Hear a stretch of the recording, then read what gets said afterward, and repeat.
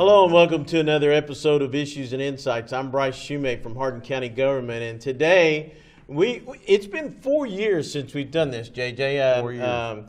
And so we have actually got a year in review with the three mayors of our three largest cities, and we do want to say one thing for Mayor Ash from West Point was invited today, and our prayers go out to the city of West Point. They lost one of their retired firefighters from the city of West Point, and the funeral is today. So our prayers and our hearts go out to the city of West Point on that. So I want to welcome our mayors from Radcliffe, Vine Grove, and Elizabethtown. Thank you all for being part of our show. We haven't done this in several years, couple years. It's been 4 years, and so the last time or the first time we did this, it was JJ.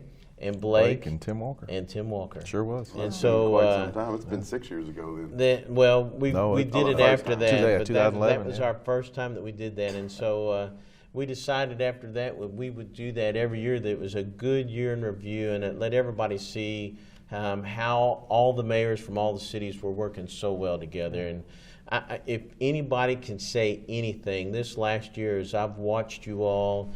Not only in person but in the media, you all are very comfortable together, you work well together, and you speak well of one another, and I think that is a great compliment for the three largest cities in the county.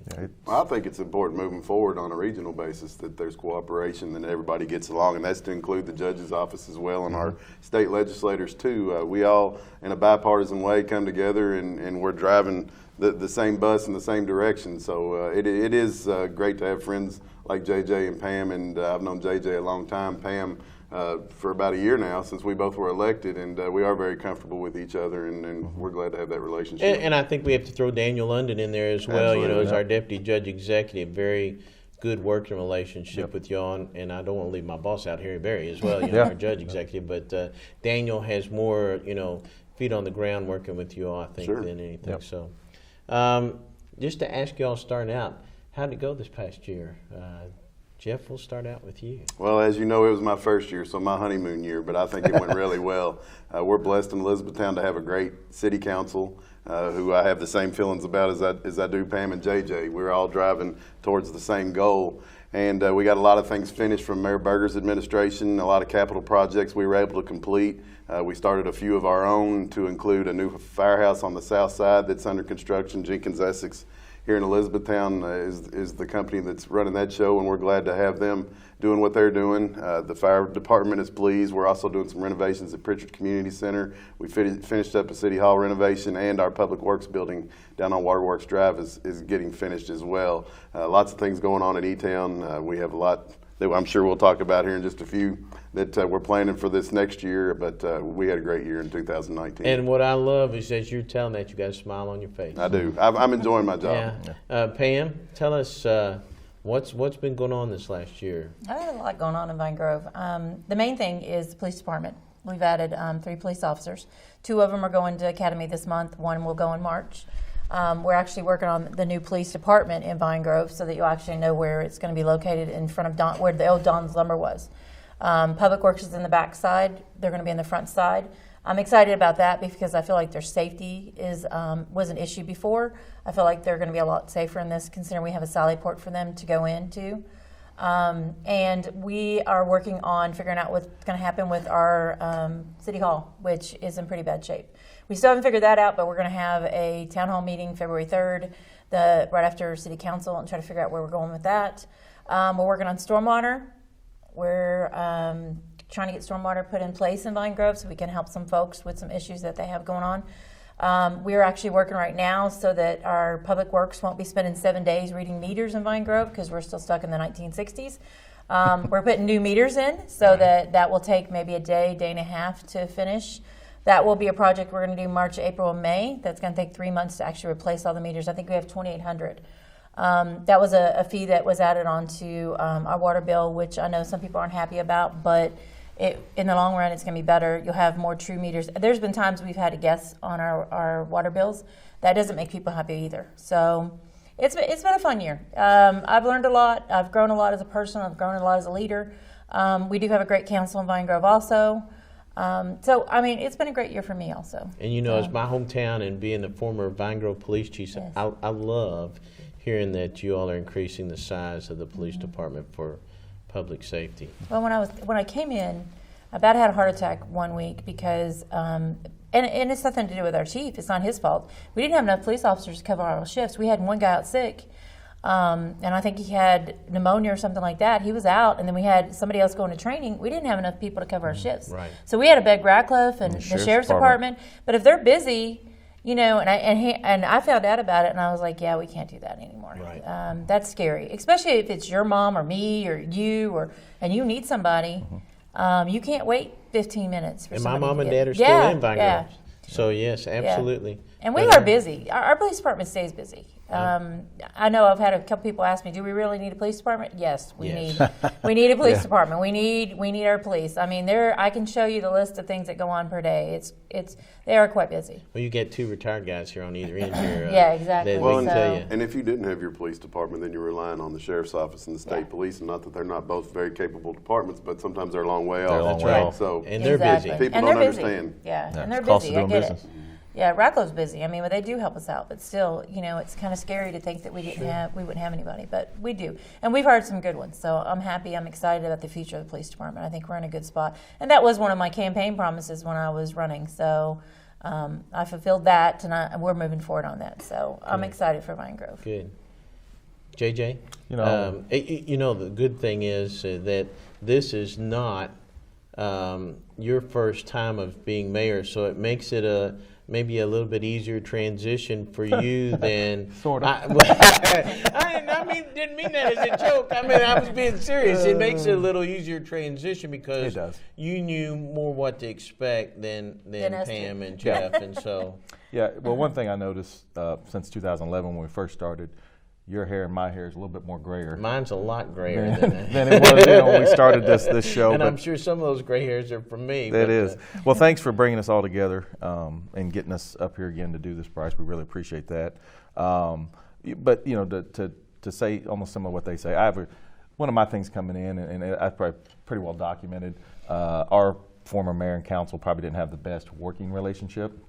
I think the good things that the administration and the cities were able to do moving forward was sometimes overshadowed by the relationship of the council and the mayor. And so coming in, one of the things I wanted to make sure that we started off on was a good foot with our council and sharing with the community how positive that we can be. And a lot of times people see us probably get along too well and they think no discussion ever happens and there's a lot of yes going on. That's never the case. It's like Jeff said a minute ago, we're all working towards the same goal. It's just how we get to there is a little bit different than maybe before. And so we have a lot of discussion, a lot of conversation. And the reason why you don't see a lot of negativity or a lot of discussion and nasty things coming out of our council is because we work through those things. And then the ultimate goal is to get to the end and have a positive outcome for our constituents. So. And the good thing is you and Tim and Blake started that good relationship many years ago, Yeah. and it made it easier for you to come in and pick up that same camaraderie Yeah. with Jeff and Pam as what you'd had. For me coming in this time, I already knew kind of what I could and couldn't do. And I think that's why people have a hard time with politicians is they'll stand up and say, we're not going to raise taxes and we're not going to do this, we're not going to do that. When ultimately they get in there and they realize, oh, wait, what can and can't do? I didn't know I can't do that. So, you know, coming into this, budget was my huge thing this year. And we'll probably talk about it in a minute, but just to touch on the top of it, we all have to deal with the pension crisis. And it is a real thing, and it affects County as well, Yeah, too. county. It affects everybody. It's not just teachers. It's not just government workers. It affects the entire state because whatever happens in the city you live in where they have to increase taxes is going to affect you personally in that community. And so I wanted to get my hands back around that budget and understand how the budget operates, where we're spending money, how we're spending money. And we were able to curve around $400,000 or $500,000 this year. We put $450,000 back in a separate reserve fund that'll help get us over those 4 or 5 years. And just to give you an example, I know Jeff's a little bit more than mine, but we paid out about 226, almost 225, somewhere like that. I think you said about 500 this we were year. 574, I believe. Yeah. So for us, over the 5-year period, it's $1.2 million. Yours is going to be probably double. Up around $3 million. Yeah. So, you know, that's an entire budget, a department for us.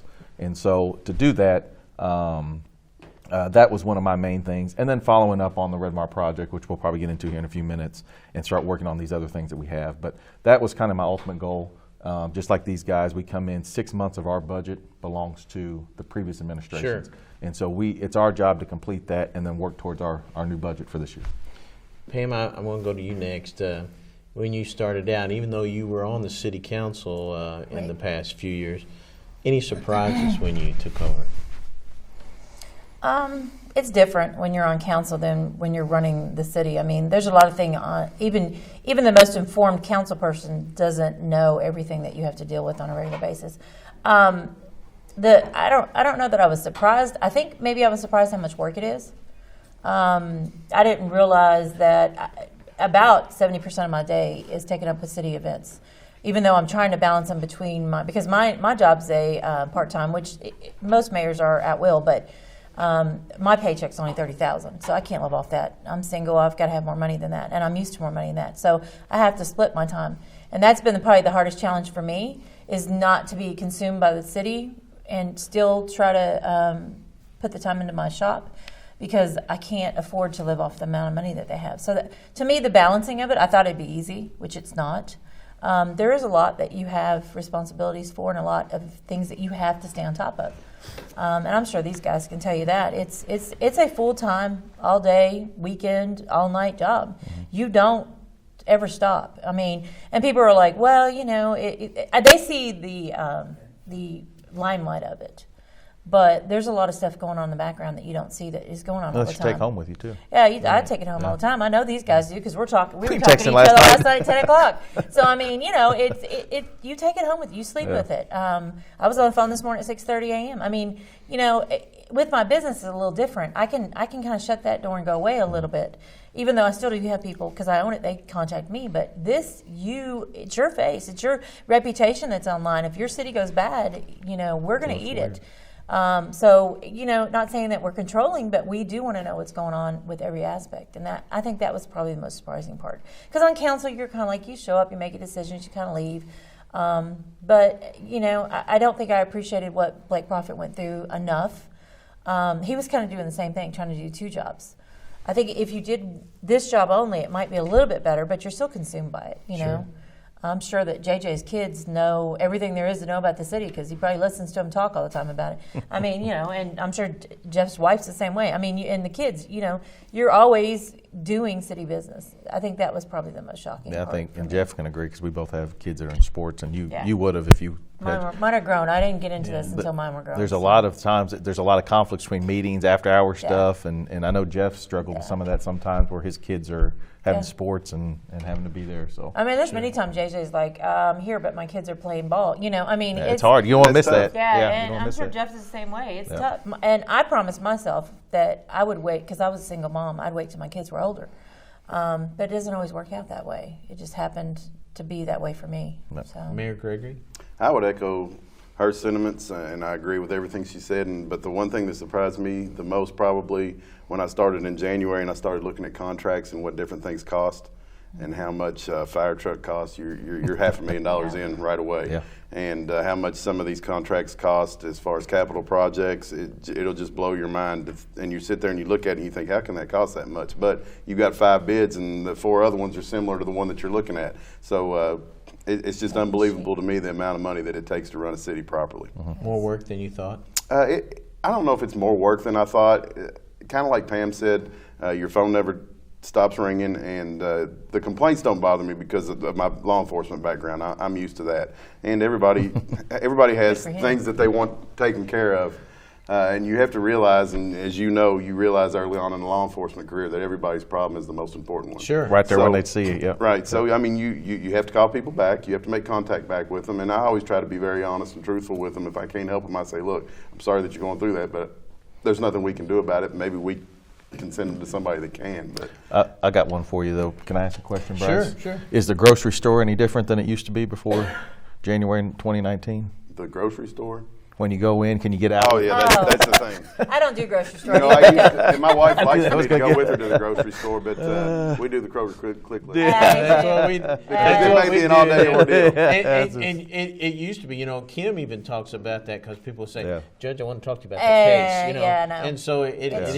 true. It's rough, and I understand that. Yeah, really it do. is. Yeah. I do Walmart pickup. They know me I very knew that well was- there. yeah. I mean, I'm not in Walmart. I went in there one time in the last year, literally, and it was a time when I knew nobody was there. Mayor Duval, same question.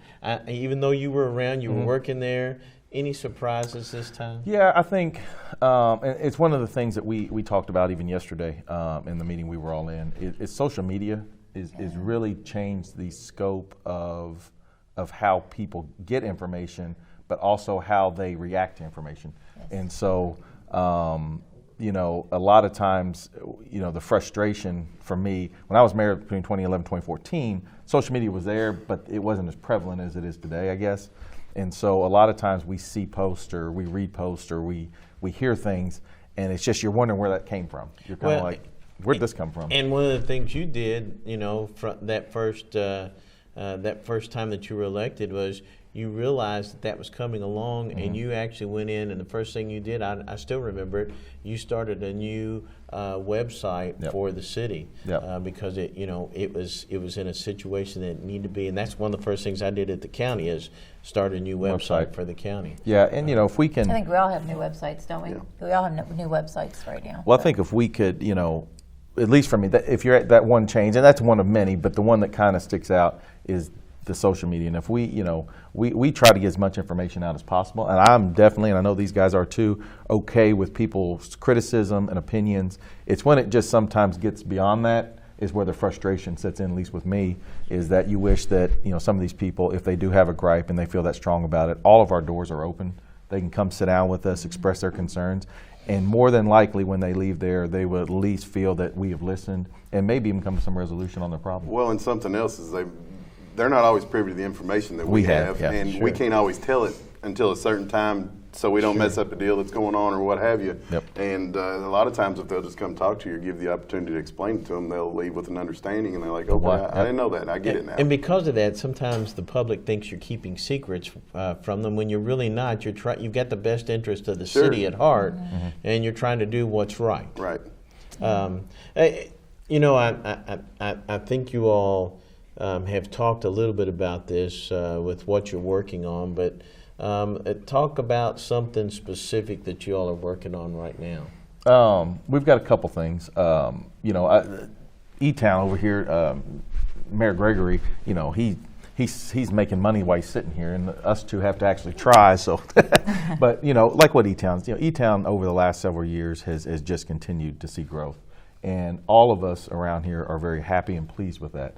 I think it's a good thing for our community and region.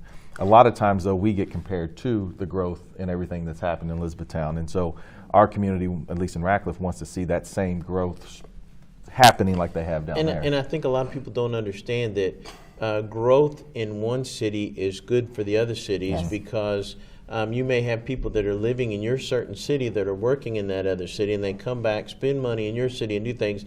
I think a lot of people have a hard time, JJ, just exactly what you're saying, is understanding that growth countywide is good for all of us. Yeah, Rick Gaines, as we all know, I never will forget, told me one time, economic development is a 5-year job. And I said, 5-year job? Because it's going to take you 2 or 3 years to get that new business you want, and then 2 years later they want you gone because you haven't brought anything else in. I've never forgotten that sentiment. And I joked yesterday, if I could get a Starbucks and a Chick-fil-A in Ratcliffe, I'd just run again, whatever. Mayor for life. Mayor for life. So it's kind of one of those things where people, they want these things, and they kind of think that, hey, you call them, they should come here. And then it really does not work that way. And so one of the things we currently are working on, to your initial question, is Redmar. Everybody keeps asking where are we at with Redmar. Redmar is a huge project. It's a massive undertaking. And the developer that's doing it is a large developer. They're doing a huge project out in Kansas, $230 million. So they know what they're doing. When they came here, I think they anticipated that it would probably go a little bit faster with the contracts they needed. Ultimately, what happened, the hotels are good, but they've got to get the contracts locked in, because if you want to go to the bank, just like we would in a personal loan, you've got to have something more than just saying, hey, I want to do something. So they need to get these contracts locked in. On the city side, we've taken all the necessary steps to get the TIF project ready to go. Once the developer gives us those numbers and says these are the numbers we can go off of, then we'll proceed forward with that. But we cannot do that until that happens, and he can't do that until he gets the contracts locked in with these other businesses he's trying to get. So everybody knows the ups and downs with military installation. That also affects the developer on the up and downs with them. So that's one of the projects we're looking at. The second thing, real quick, because I want to take up all their time, is we're looking at probably an expansion at some point. I'm starting to get some numbers in to see what it would take to expand Colvin Community Center. It's a 40-year, it's built in 1979, as you know. And so we're looking at seeing what we can do to expand Colvin, maybe do something where we have an indoor basketball court. How old were you in 1979? I was exactly, I'm 40, so I was born in 79. So I you were was probably 19. 19. Yes. Yeah, what does that tell But you? we'll go on. I'm not getting in that discussion. But that, I'm not getting that's great. I'm excited to see that So because people that's have been something we're talking working on. about that for years. Jeff, something that you all are working on. Well, I'm glad you asked me next because I will tell you we're kind of watching a little bit what JJ and them are doing up there at Redmore on the tax increment financing because, as you know, one of the things that we have been trying to focus on is the south side of E-Town, which, for lack of a better word, has been neglected for quite some time now since the interstate changed paths there on them back in the 60s, and so it's slowly gone downhill over a 40, 50-year period, and we're trying to rejuvenate that into town a little bit. We've already started by doing some things down there to try to clean it up. You demo those hotels? Yeah, and we have a truck stop that's coming there on Allen Edwards' property there at Roanoke Crossing. It's going to take about 7 acres. Racetrack's coming in. We're very excited about that because of the name of the game. And as you know, because you're very good at it, it's about traffic count and it's about rooftops. That's what businesses are looking for when they want to locate in a certain part of town. So we're trying to improve that. So another thing that we're going to be doing in this upcoming year with KYTC is improving some infrastructure down there, hopefully in sidewalks and lighting and different things. So we're looking to see how his TIF goes. We may end up doing one on that end of town too, but that's something that we're focusing on. Awesome. Mayor Ogden. My life's a little different than theirs. I live in everybody wants to stay the small town in my area. Blake used to call it Mayberry. Mayberry, and I'm not crazy about Mayberry, but Right. I mean, we have the small town, we have the downtown. Right now, we're full. All our buildings are rented, and we've got That's Optimus awesome. Park is bought. We've got we're gonna have a venue in there, and they're renovating it right now. So my goal is to keep downtown in good shape. I don't want any buildings that are falling down. I want to make sure that it looks nice, that people come in, it's welcoming. I want people, when people come into Vine Grove, I want them to look around and say, wow, they've got it going on here. It looks nice. Well, like Glenn and his wife. Yeah, and they've been what they've huge. done. They're the ones that have the venue, and I mean, we have people that are investing in downtown right now. We've worked on the cabooses last year, which a caboose is cute. Everybody's going and taking pictures. So, I like that. And I'm okay with that hometown feel. Where I really want to focus, and I know JJ and I both have talked about this, is on 313. You're going to have, I don't know how many cars going down that road now. We have the 5-star. It's huge. It's the only one for a while. I've had a couple people approach me about putting some businesses in there. So I'm excited for that part of it, future-wise. We've purchased a fire truck in Vine Grove, which is a huge deal for us. It's almost $500,000, but we have to because the state mandates you that you have to replace them. 20 years. Yes, and we're over 20 years on the one we're replacing. So we did a lot of research on that. We do a lot of research, and that takes a lot of our time. And our big thing this year, and before I get out, I want this finished. This is my goal, and I don't know if this is going to happen or not. We need to figure out what to do with our city hall. I had a lady Facebook message last night and said, I know it needs to be fixed, but I don't want to lose that hometown feel. Well, I don't feel like we're going to lose the hotel feel if you fix the building. I mean, our building is horrible looking on the outside. There's been a couple times that I've gone to Radcliffe because we have generals coming, and I don't want them coming to our building. And it's been kind of kicked down the road for a little bit. I think our council now, we're having some meetings. We're talking about it. Hopefully we'll get a decision made. We're talking about, I had a $3 million proposal. I'm going to try to cut it down to maybe 2, see if we can get a $2 million building in there. If not, then we might be moving somewhere else because that building's got some issues. What was your all's? It was about 1.9. Yeah. And But that's a renovation, right? See, The floor in City Hall still creaks in the same spot that I walked across in 7th grade and 8th grade going into that building when it was a school, and it's kind of, I understand their feelings, but you have to progress and be able to have something that's safe and viable for I think employees. To Pam's too. point too, it's hard to be that one that comes in and wants to spend or change and do that. The county government center went through the same thing. Exactly. When I came in, the door frame on my door was cracked in several spots because it keeps coming in, keeps going down farther. Well, it's not cracked right now, but give it about 6 months and it will be. Sure. It's not worth replacing. It's not worth remodeling. I know they've remodeled, but their buildings are newer than ours. Sometimes people look at a doomsday scenario, though, when you look at building a new building, and if we'll go back to the county government building for a second, and if you'll recall all the heat that Judge Berry took for moving out of downtown Elizabethtown, and a lot of people were opponents of that, including a lot of people in Elizabethtown city government because they hated to lose county government in Elizabethtown, but he got a brand new building that is outstanding to the public, and that was the best thing that ever happened to downtown E-Town because it's private development revitalized. came in. Open job. They Everywhere. redid those buildings, put Impellizaries in there. It's made it feel like a business friendly, and it was a win-win-win all the way around in hindsight looking back. And I think it's a revival for your all's downtown, Absolutely. much like Right. Mayor Ogden's talking about, a revival for downtown Vine Grove. Because as a little boy, every building was full, in downtown Vine Grove. Sure. And when people come into your city, that you have to show them the best side of you. And when they come into Vine Grove and they look at our buildings falling down, they're probably not that excited about investing in Vine Grove. Sure.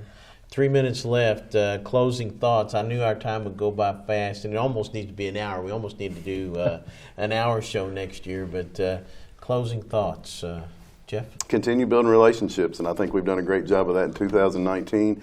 Like I said earlier, make sure everybody's pushing towards the same goal because it's not just about E-Town or Radcliffe or Vine Grove. It's about a regional thing. We have a regional hospital, and Justin Pate out there at the college is doing an outstanding job with ECTC and our regional community college. So if we can surpass the egos and work as a team, which I think we're doing a great job of, the future is very bright in all communities in Hardin County. Absolutely. Pam? I think my final thought would be to get involved. We didn't end up in this position. We ended up getting involved because we cared. And I think people who have their opinions and their strong opinions, and instead of being negative about your city, be positive because no one wants the negativity. They don't want to come into a city that is riddled with negativity. You want to come into a city you feel welcome in, you feel positive about. And if you have strong opinions, come to the meetings. Get involved. Start running for your council. Start doing whatever you can do. If you don't want to be a council member, get involved. Come volunteer or talk to us about what you have. I think we're all open to opinions. We just want solutions along with it. So. JJ, we got less than a minute. I know we got less than a minute, but I want to thank both these guys and Billy Ash, Judge Berry, we all have a great relationship. We all work together. I'll just reiterate everything they said. It's positive, build teamwork. And just like your own businesses or where you work, you're going to have some negative people, but working together and being positive, the outcome's always good. And thank you for having us again. And we look forward. They'll be at my mayor's breakfast on January 25th. 10 years. 10 years. Believe it or not, 10 years. And so we look forward to just a successful 2020 and look forward to working with these guys over the next year. Thank you, Bryce. Thank you all for joining us. And thank you for joining us on Hardin County Education and Community TV, where we keep you informed on what's going on across this great community that we call Hardin County. Stay safe. We still have plenty of winter weather left, even though Mother Nature's playing a trick on us here. I don't think we Stay have tuned to our channel. We'll keep you up to date on everything going on throughout the community and in your children's life at Hardin County School System.